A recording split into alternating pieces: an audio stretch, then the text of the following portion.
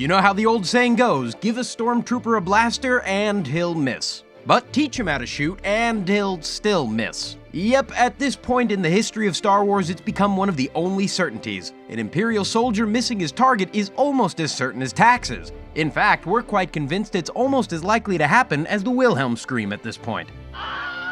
What's more, it's also become a huge joke in the franchise. Some fans cheer or clap when it happens. It's the longest unintentional running joke ever recorded. It's kinda sad, really. Disney doesn't even know they're sitting on such a comedic goldmine. All joking aside, the whole Stormtroopers thing has become so much more than the sum of its parts. Fans and theorists are developing more concrete theories that might actually explain this event in the canon of the larger Star Wars universe. It's hard to believe it, but it's true. We did our best to come up with the most concrete explanation for why Stormtroopers miss, and we think we found the answer. Before we get into it, some people out there may need some reminding about just how bad the Stormtroopers are at aiming. At this point, viewers may feel numb to the trope.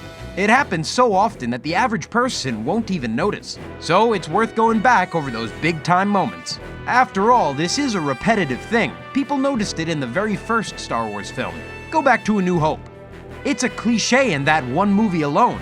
Clearly, the idea isn't new by any means. The whole Stormtroopers can't hit anything has existed since before the internet. That's wild. Who can believe it's taken this long to find an explanation for this variable? We know you don't need an excuse to rewatch them. Either way, now you have one just in case. The Stormtroopers are around for all the big moments, and watching them instead will blow you away. Take the escape from the Death Star in Episode 4, a scrappy team of heroes that included a Wookiee, a charismatic pilot, an inexperienced kid and his droids, and finally an ancient Jedi attempt to rescue a princess and lower the Empire's shield. We know no one should speak so poorly of Obi-Wan, but he is super old in that film. He's literally called Old Ben Kenobi by Luke. Anyways, the Stormtroopers commissioned to stop them all fail. A big part of that is because they can't hit them to save their life. The moment is an early indication for an ongoing issue in the franchise. In Episode 5, the problem only seems to get worse. Again, as our heroes are escaping, the Stormtroopers are tasked with stopping them from flying off and getting out of Cloud City. As everyone scrambles to load into the Millennium Falcon, the Stormtroopers fire wildly. Even more embarrassingly is the one guy who fires as they're taking off. Not only did he fire late with a blaster that won't do much, but the only thing they can ever seem to hit is literally a huge spaceship. What an embarrassing accomplishment. We hope he didn't brag to his commanders and claim he got a shot in. That doesn't count. Okay, deep breath. Some of you may be triggered by this last example. Yes, we are mentioning the E word. The 6th episode included a glorious montage of Stormtroopers failing to hit Ewoks during their battle.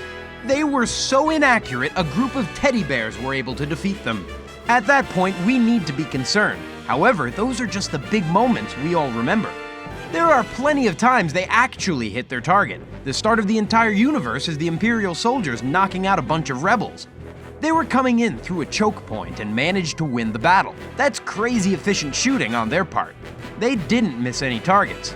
The fact is, it's a myth that Stormtroopers are inaccurate. There are tons of explanations out there, so we think it's worth going through the validity of some of the best. Plenty of people want to explain away this fable, but not every single one gets it right. The first one that they all point to is one we'll call plot armor. It's a fair argument, but it's weak as far as explanations go. Okay, Luke, Han, and Leia are all going to get special treatment because of the writing. Problem is, this idea really weakens the Stormtroopers as a threat. Chalking it up to serving the plot discourages the ideal version of the Stormtroopers we all want to believe in now. The other explanation states that it's part of their development as a soldier. It all depends on the situation. They are trained to hit targets in battle. The standard Stormtrooper can complete that task well enough. However, the problem comes when the situation gets more nutty. Back to earlier examples, the scenarios are way out of the ordinary. The stress it puts on these fighters is abnormal. In the New Hope scene, they are actually told to miss. Well, we think that's the case.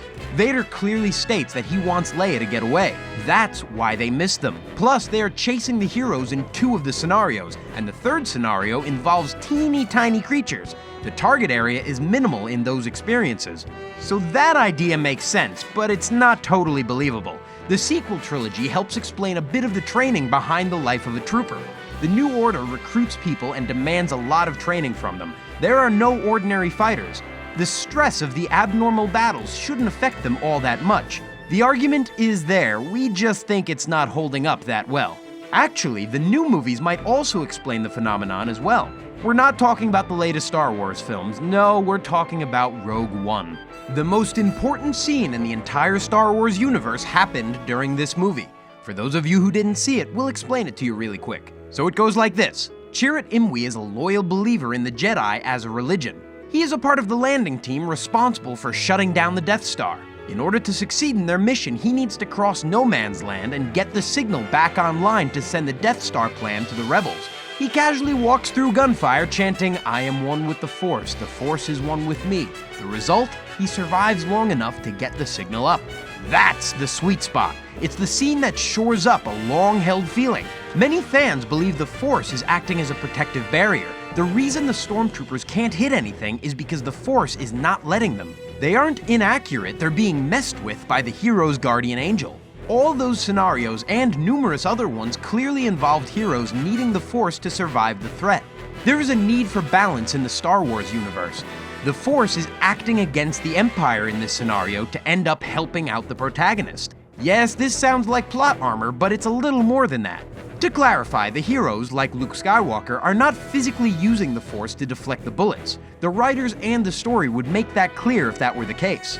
We've seen that scenario happen before in the films. This is a different use of the Force. The religious embodiment that flows between all things is what's acting in this case. The best way to explain it is like the Force wants to help the heroes. This theory is not perfect. It assumes a lot on behalf of the Force. Can the energy truly act on its intentions? Does the Force actually have the ability to think for itself to achieve balance? It seems like that is the case based on the one scene in Rogue One, but we think there is more evidence that proves it. Let's look back at the prequels. No, you don't have to rewatch them if you don't want to. We'll just summarize for you, we promise.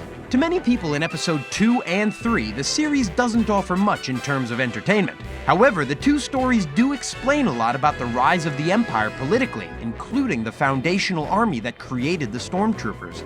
The clone troopers weren't always accurate, but neither were the machines they were fighting.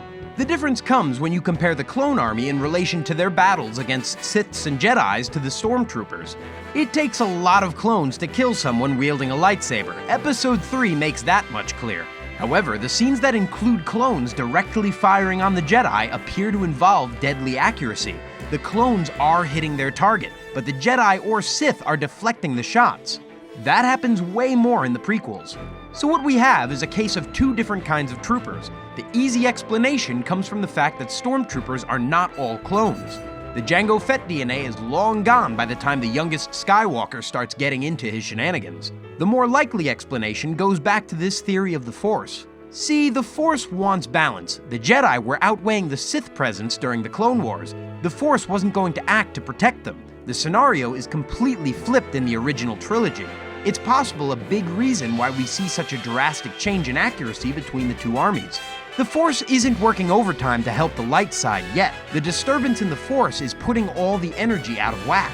It's only after the massacre that it's able to work to help the balance again. Ultimately, it all comes back to what Luke said in the most recent film. Yes, a lot of fans are still questioning the creative decisions, but the idea of the Force simply being the energy between all life makes a lot of sense. If we take his account as canon, then it only bolsters this theory even more. Yes, Stormtroopers are inaccurate, but it's not their fault. Blame the Force. So at the end of the day, the debate is still up in the air. For some people, this will become the new canon for them. Others will continue the valiant search for an explanation that suits them. Whatever side of the line you fall on, we can all agree that Stormtroopers missing doesn't make the films any less cool.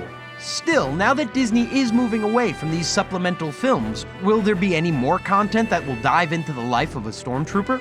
Will the 9th movie help provide further clues to the Force theory's validity? On that note, is the New Order army any more accurate statistically? There are still a ton of questions we don't have the answers to.